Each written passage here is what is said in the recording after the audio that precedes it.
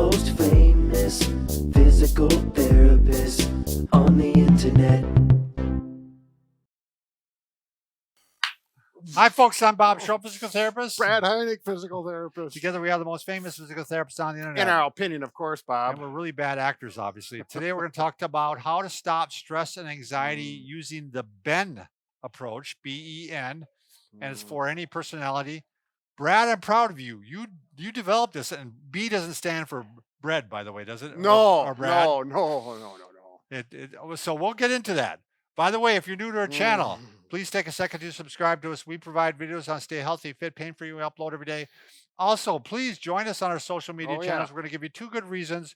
Number 1, if you're tired of us babbling, go to Twitter and Instagram, and we give you a shortened version, a 60-second version of this. Yes. And if you want to go sign up for one of our giveaways, go to bobandbrad.com, Yes. go to the giveaway section, or go to Bob and Brad Facebook. And what we are giving away right now, Brad, is the wall anchor, Bob. These lovely things on the wall to make exercise, wall fitness. Right. Doable. We're not giving away the bands. We're No, just giving away the clips. Right there. Yeah, we give away 4 of them. I mean, 4 in a set. Right. So yes. Really cool. All right, Brad, talk about your invention here. Well, I don't know if you'd call it an invention, but stress and anxiety, we all deal with it to a certain degree. Some people more than others, but how do you approach it so that you can manage it? And I don't know if you can ever get rid of it, because you need a certain amount of stress in your life, and psychologists say this to stay healthy, but you got to be able to manage it be at a manageable level. Be in control. So I thought we've got to come up with a system that's going to work not just for you, not just for me, but for everyone. Well, what I like about this, Brad, is I think you've taken probably almost like the top 3 non-pharmacological approaches, right? There's no medication needed with this. So BEN, let's start with the first one. You need to be able to manage and control your breathing. Very important. Right. I have a friend that just had an anxiety attack, and I swear it's because he was not breathing. I mean, he's shallow, not breathing, tight breathing throughout the day, and you keep doing that, and it just builds up, and all of a sudden there you are. Bammo. Right. So we're going to give you 3 options, because every personality may not work for everyone. 3 breathing options. Right. And number 2, E, is exercise. You need to exercise, get those muscles to relax, and along with that, your mind is going to relax with it. Yeah, so exercise is a huge one for anxiety and depression. And I mean, without a doubt, I think it's the natural drug. That helps you. You bet. And we're gonna put out 5 different options for exercise to fit any personality, I think. And the last thing, and this is my weak point, but I'm working on this now, is take a nap in the middle of the day sometime when you can fit it in. And I'm talking about not an hour nap, a power nap, 10 to 20 minutes. Yeah, because then you don't go into REM and you don't get into that deep sleep, and you're fine. Right. Yeah. But if you might, as a subcategory under that, Brad, you might even say just getting enough sleep overall. Sure. Is just huge. I mean, your body just doesn't have the ability to fight off anxiety if you're tired. Sure. I mean, cowards, or was it sleepness makes cowards of us all, or tiredness makes cowards of us all? I didn't do it justice. I didn't make that up. That's actually something. Let's go to breathing once, Bob. Let's give some options for breathing now.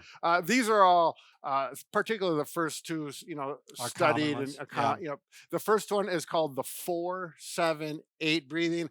It doesn't fit my personality. Bob I like this one. Yeah, I do it in the car. I did it on the way here this morning. Okay. Now it's gonna be working with you. So what is it? So you breathe in for 4, you hold for 7, and then you breathe out for 8 for a count. A count. Yeah. So not necessarily 4 seconds. Is it?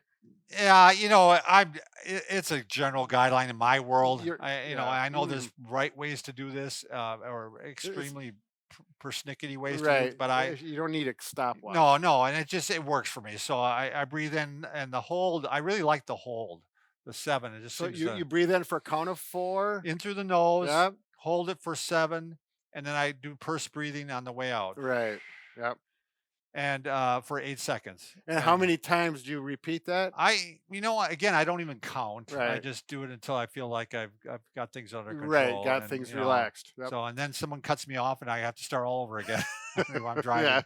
So The second one is another one that I found in the literature is 4-4. It's the same concept, but just 4 seconds in and 4 seconds out. A nice even I breathing. think I've even seen 444, like in, hold for Okay, 4, and sure. I think that was the one that the Navy SEALs did, It could like be. before, when they're in the plane ready to be parachuted onto Sure, a site. before their Yeah, mission. yeah. Yep. And I mean, that's again an example of why how important this is. That the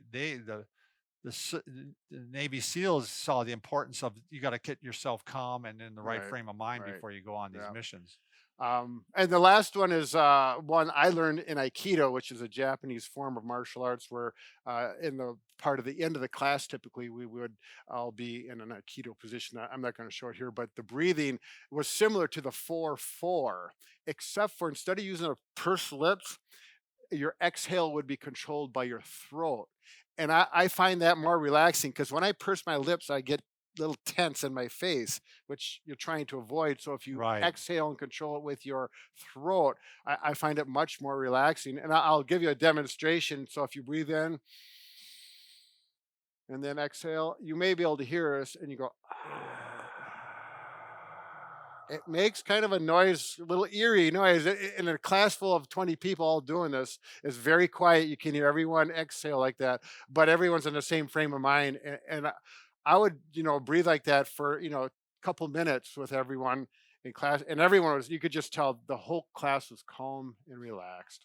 I want Um, to try that because yeah. that makes complete sense to me about any tightening anywhere is Yep. going to affect Sure. your stress level and breathing. Let's go on to exercise. Sure. There's a lot of different ways to exercise. My personal one is aerobic. Yeah, me too. I like to get my heart rate up either for a long period of time. Well, not long, 30 to 45 minutes. And sometimes I like to do some fartleks or wind sprints to get that kind of aerobic exercise. That's my personal. And that's up to you. It may be a lower level, whatever it is. Next, yoga. Yoga Sure. could be a great way to relax, stretch those muscles.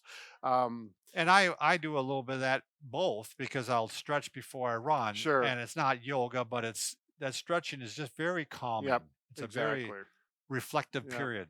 A lot of So- people like resistance training, whether it's with iron weights, barbells, Sure. dumbbells, etc., or like we have here with the bands, resistive bands. I do the bands. I like that because it works out well for me.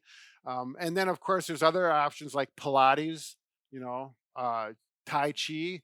And I'm going to be doing some Tai Chi this winter. oh, really? Well, my balance just isn't as good Yeah. as it used to be, and No, I'm neither's- tall and I got little feet, and this is just not a good combination. Yeah. So I'm like, I want to do just like a couple days of it on my own, Sure. in front of a TV. I'm sure there's on YouTube. Oh, Somebody's right. done it. Oh, yeah. you'll find somebody. Yeah. And then So- again, we mentioned the nap. Get that if you can do that nap. And this is something after work if I get home, because at work it would never work for me. At home, if I get home, take a little nap. But usually I'm too wired up. I get home, it's like I see too many things to do. Yeah. Ariana Huffington, she's the one that found the Huffington report. She just wrote a book called Thrive, I believe it was. Oh. And she was the type that would work herself to death. Mhm. And she spends great length speaking about the importance of sleep. Sure. And actually the podcast I listened to, Tim Ferriss, Yep. he goes on about too. That was his goal for the last year, is to make sure he's getting enough sleep. Because if you don't, everything else goes to heck. Right. No, I can basically. imagine he's probably got a wired up Yeah, personality. he's got it. Yeah, he does. Yeah. Exactly. Yeah, believe me, he deals with anxiety and depression even. So Sure.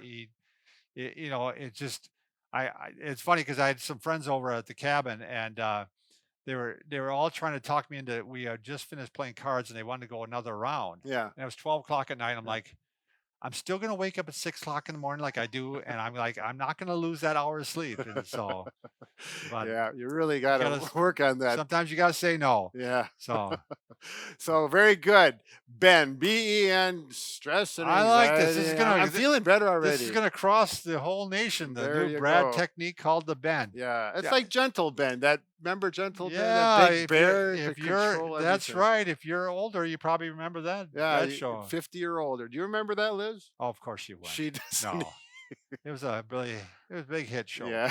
So, all All right. right. Thanks everybody Carry for on. watching.